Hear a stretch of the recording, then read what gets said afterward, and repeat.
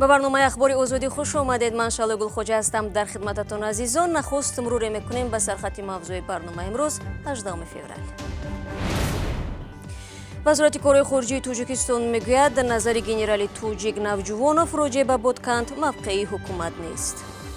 барои мавқеи расмии моро изҳор кардан, албатта муовини сарвазири кишвар ки ҳам раис аст, оно метавонанд ё ин ки вазорати корҳои хориҷӣ оилини он масъалаи байни ҳукуматӣ изҳорот карда метавонад. Садҳо нафарро аз беморхонаҳои Тоҷикистон баъди карантини 14-рӯза ба манзилҳояшон рухсат карданд.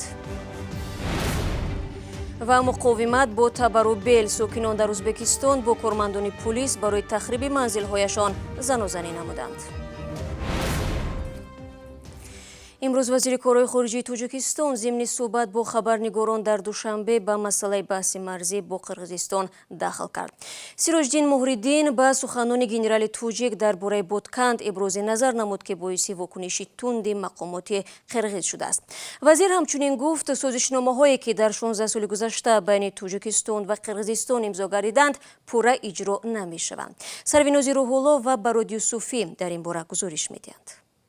фикри шахсӣ. вазири умури хориҷии Тоҷикистон гуфт, изҳороти генерал Абдулло Навҷувонов роҷеъ ба масоили марзӣ бо Қирғизистон танҳо фикри шахсии ӯст ва назари расмӣ ба шумор намеравад. Ба гуфтаи вазири корҳои хориҷӣ, генерал Навҷувонов дар ягон ҷаласаи расмӣ дар ин бора изҳори назар накардааст. мавқеи расмии мо оиди кулли масъалаҳои сарҳад дар ҷаласаҳои комиссияи муштараки байни ду кишвар, комиссияи байни ҳукуматӣ дар он ҷо қайд мегардад ва барои мавқеи расмии моро изҳор кардан, албатта муовини сарвазири кишвар ки ҳам раис аст, оно метавонанд ё ин ки вазорати корҳои хориҷӣ оидини он масъалаи байни ҳукуматӣ изҳорот карда метавонад. Абдулло Навҷувонов, сардори раёсати умури дохилӣ дар суғд дар нишасти хабарии рӯзи 12 феврал дар Хуҷанд ба масъалаи муноқишаҳо дар марз бо Қирғизистон дахл кард ва гуфт, агар таърихро варақгардон кунем, дар гузашта Ботканд ҳеҷ гоҳ замини қирғизҳо набуд. вазири корҳои хориҷии Тоҷикистон гуфт, тасдиқ ё рад шудани изҳороти генерал Навҷувонов дар бораи таърихи замини Ботканд аз сӯи бостоншиносон бояд дақиқ шавад. гарчанде ки ҷониби Қирғизистон даъват кардан, сафири моро ин маъноеро надорад ки ин масъала ягон мушкилоти зиёде месозад байни ду кишвар. ин изҳороти генерали Тоҷик вокунишҳои ҷониби Қирғизистонро дар пай дошт.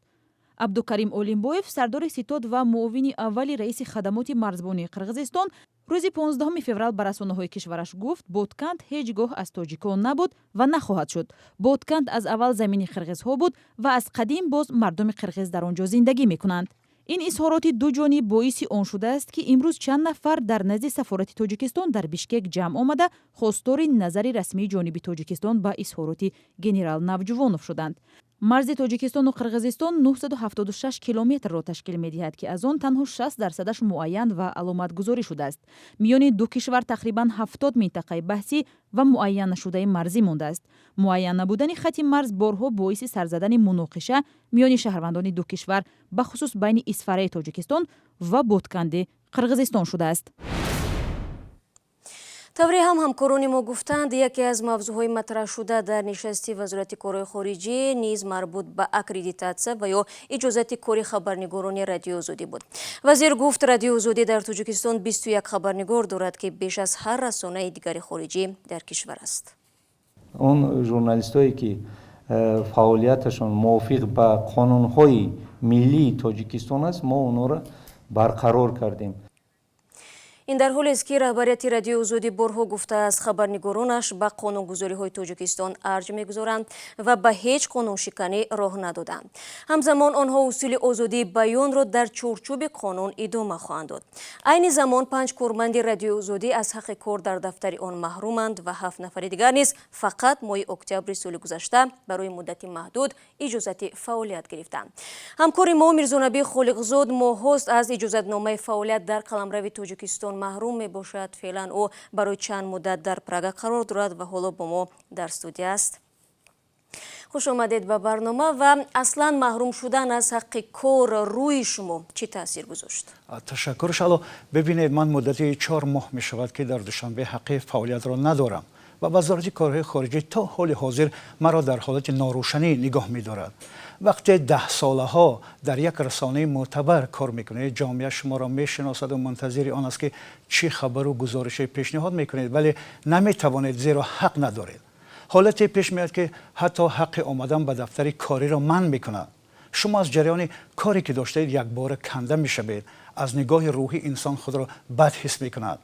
دیگر شما نمیتوانید به اونطوری که داشتید راه یابید و این حالت را نه تنها من بلکه دهان نفر از همکارانمون که چنین وضع را داشتن برای حق کار محروم شدند. من حالا تنها یک پاره از این حالت را بیان کردم. خب از اونه که شما و چند از دیگر همکاران ما فعلا اجازت کار را ندارند، کی برد میکند؟ راستی من نمیتوانم بگویم که بردی وزارت کارهای خارجی و یا در عموم مقامات دیگری تاجیک از چی است، اما وقتی که 5 و یا 10 نفر از خبرنگاران یک رسانه از حق کار محروم میشوند، تصور کنید که برای این رسانه چه حالت پیش میآید. حتما به برنامه کاری، به جریان بررسی و تحقیق موضوعها و مشکلها و فضای کاری و همکاری در دفتر تأثیر منفی میگذارد. وقتی ما حق کار نداریم و در خیابان‌ها می‌گردیم، بیننده‌ها و خواننده‌های ما با مشکلاتشون مراجعت می‌کنند، اما ما نمی‌توانیم به داد آنها برسیم. خب بله فهم است. تشکر برای صحبت. من یادآور میشوم که ماه ینور امسال وزارت کارهای خارجه تاجیکستان بعد از مراجعت‌های پیوسته به 3 خبرنگار و راننده رادیوی آزادی برای نیم سال اجازه کار داد. این در حالی است که بر اساس مقررات در تاجیکستان اکریدیتاسیا به خبرنگاران دائمی برای 1 سال داده می‌شود. وزارت کارهای خارجه تاجیکستان وضع سلامتی تاجیکان در شهر ووهان چین مانده را خوب ارزیابی میکند. به قول این نهاد زادگان تاجیکستان تحت نظارت طبیبان قرار دارند و در حالت ضروری به وطن برگردانیده میشوند. در عین زمان صدها نفری که از چین به تاجیکستان آمدند بعد 14 روز کارانتین رخصت شدند. زرانگیز نوروشو با تفصیلات بیشتر. شهنوزه لیداشوه بعد از 14 روز از بیمارخانه بیماری‌های سرایتی شهر دوشنبه بیرون آمد. او یکی از 10 دانشجوی تاجیک است که 2 هفته قبل از چین به تاجیکستان آمد و از فرودگاه راست به بیمارخانه برده شد. از ما سراغ را پرسیدند، بعد شناسنامه‌های ما را گرفتند. همه ما را منتظر بودند، اما ما را به اتوبوس خدمتی گرفته بردند. شهنوزه طبق یک برنامه 1 ساله تعلیمی سر از ماه سپتامبر در شهر خانیان چین تحصیل میکرد. تعطیل زمستانه او با خروج بیماری کرونا ویروس در چین راست آمد و تمام نقشه های او را که میخواست هر چه زودتر با خانواده و دوستانش واخورد به هم زد. از اول نقشه این بود که با دوستان واخورم و این ماه را با خانواده سپری کنم، اما همین طور شد که اینجا آمدیم و ما را اینجا محکم کردند. برعکس انتظاری ها 2 هفته اول تعطیل او در کنج بیمارستان سپری شد. ما اونجا فقط با کتابخوانی مشغول بودیم و گاهی از اینترنت استفاده میکردیم، زیرا با ما اجازه بیرون رفتن نبود. همین طور 2 هفته هم سپری گشت. مثل شهنوزه در 1 هفته اخیر از بیمارخانه های تاجیکستان 330 نفر رخصت شدند و مقامات میگویند حالا 727 نفر دیگر در کرانتین قرار دارند. پزشکان میگویند در بدن یگان شهروند کشور نشانه کرونا ویروس آشکار نشده است. از 46 دانشجویی که از شهر ووهان چین مرکز پیدایش ویروس نو برگردانیدند، 7 نفر بنابر داشتن تب بلند از سفر به تاجیکستان بازپس گردانیده شدند. طبق اطلاع اخیر در چین شماره گرفتاران کرونا ویروس از 72500 نفر بیشتر شده و نزدیک به 1900 گرفتاران هلاک شدند.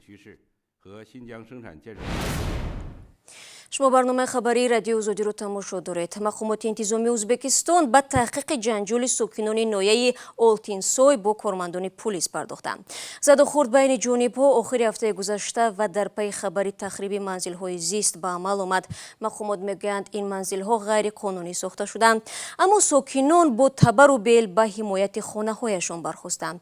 در زد و خورد 1 نفر کشته، 10 تن زخمی شدند. روز 14 فوریه یک هیئت حکومتی ازبکستان به دهه خلق‌آباد ولایت جنوبی سرخاندریای این کشور سفر کرد تا ساکنانش را از آن آگاه کند که بعضی خانه‌های این دهه تخریب خواهند شد. طبق این نقشه آنها باید از این منزل‌ها بیرون شوند. اما میان جانب‌ها جنجال شروع شد و ساکنان به غضب آمده با بیل و کلتک و تبر به نمایندگان دولت مقاومت کردند. برخورد با جراحت یک ساکن دهه و 2 افسری امور داخلی به انجام رسید. طرف‌های یک دیگری را مسئول زد و خورد می‌نامند. 6 کس به حبس گرفته شد. به قول مقامات خانه‌ها غیر قانونی در زمین کشت بنیاد شدند. آنها افزودند که منصبداران سابق این ناحیه بر عوض پاره به ساختمان منزل‌ها در زمین‌های کشت اجازه دادند. از سال 2016 به این طرف، یعنی از زمان سر قدرت آمدن پرزیدنت ازبکستان شوکت میرزیویف، تقریبا تمام منصبداران این منطقه ولایت سرخاندریا عوض شدند. حکومت ازبکستان ابراز داشته است که فروش غیر قانونی زمین‌های کشت گسترده است و در سالهای 2018-2019 کمش 3244 حادثه استفاده غیر قانونی زمین به قید گرفته شده است. بعد حادثه یاد شده رئیس ولایت سرخاندریا با ساکنان خلق‌آباد ملاقات کرد.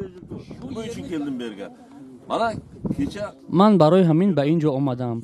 دیدید که دیروز بعضی‌ها توسط شبکه‌های اجتماعی سنگ‌اندازی می‌کردند و بعضی‌ها در جای حادثه آدمان را مجروح کردند. نهادهای حفظ حقوق قضیه را تحقیق می‌کنند. افراد مسئول به طور جدی جزا خواهند گرفت.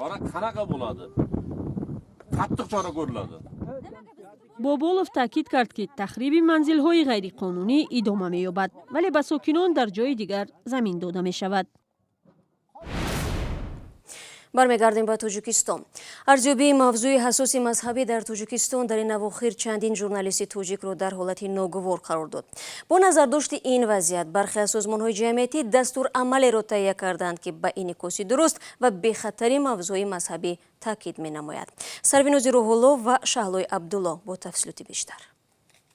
پیگیری مسائل مذهبی و تندگرایی دینی گاه‌ها می‌تواند برای ژورنالیستان تاجیک دردسرساز شود. این نکته در یک همایش صدا داد که در آن اولین دستورالعمل اوید به انعکاس مسائل مذهبی در تاجیکستان رونمایی شد. در این دستورالعمل شیوه درست انعکاس موضوع از جمله مطابق بودن با معیارهای بین‌المللی از سوی خبرنگاران تاکید شده است. یعنی ژورنالیستیک صلح‌آفر را پیشنهاد نمودیم، زیرا با این راه پیش از همه کار خود ژورنالیست و محرران همچنین جامعه‌ای که ما در آن زندگی داریم به خطر می شود. در تاجیکستان انعکاس مسائل مذهبی و افراطگرایی دینی موضوع حساس دانسته می شود و در اکثر موارد خبرنگاران از هر طرف زیر بار تنقید قرار می گیرند. پیشنهاد دستورالعمل برای آنهایی که مطلب و گزارش‌های مذهبی می‌نویسند کافی نبوده است. پیشنهاد داشتم اگر خوب می‌شود چنین یک سمینارها از جانب خود مقامات‌ها گذرانده شود. مثلا از جانب خود مقامات خوب کارهای داخلی یا نمایندگان مقامات امنیتی یا نمیدونم مقامات پروکراتور. حادثه‌هایی که خبرنگاران در پی نشر مسائل مذهبی بازداشت و بازپرسی شدند رسانه‌ای شده است. نمونه آخری آن بازداشت دلیر شریپوف خبرنگار تاجیک است که مقامات ادعا کردند این به نشر مطلب‌های او در شبکه‌های اجتماعی و رسانه‌ها ربط دارد. و دنبال دادستان کل تاجیکستان هم گفت که این خبرنگار دوام 5 سال اخیر زیاده از 200 مطلب و مقاله‌های دارای مضمون و محتوای اکستریمیستی را نشر نموده است. یک خبر دیگر هم داریم. اتهام نسبت به کرامت‌الله جبارов شهروند تاجیکستان در روسیه وزنی‌تر شده. اکنون به او 7 سال زندان تهدید می‌کند. جبارов را 10 روز پیش برای شرکت در پرانک و یا صحنه شوخی آمیز کرونا ویروس در مترو مسکو بازداشت کردند. در این صحنه جوانی از هوش می‌رود و همراهانش فریاد می‌زنند که او گرفتار ویروسی خطرناک شده است. این حالت در بین مردم واهمه انداخته است. نشر این نوار در اینترنت سبب بازداشت جبارов شد. وکیل مدافع جبارов میگوید همکنون او به افباشی با مصلحت پیشکی ایبدار می شود. کرونا ویروس در چین تا کنون بیش از 1800 نفر را کشته، جان هزارها کسی دیگر را در خطر گذاشت و به یک واهمه بزرگ جهانی تبدیل یافته است. این مطلب آخری برنامه امروز بود. تشکر از یک شما عزیزان برای همراهی. تا ملاقات نوبتی بینندگان عزیز، شما می توانید خبرهای تازه را از وبسایت رادیو آزادی بخونید. گزارش‌های روز و جالب چون همیشه در آزادی ویدیو کانال مخصوصی ما در یوتیوب گذاشته می شود. فراموش نکنید من صبح فردا شما را در نوید بامدادی منتظرم. تا فردا، خدا نگهدار.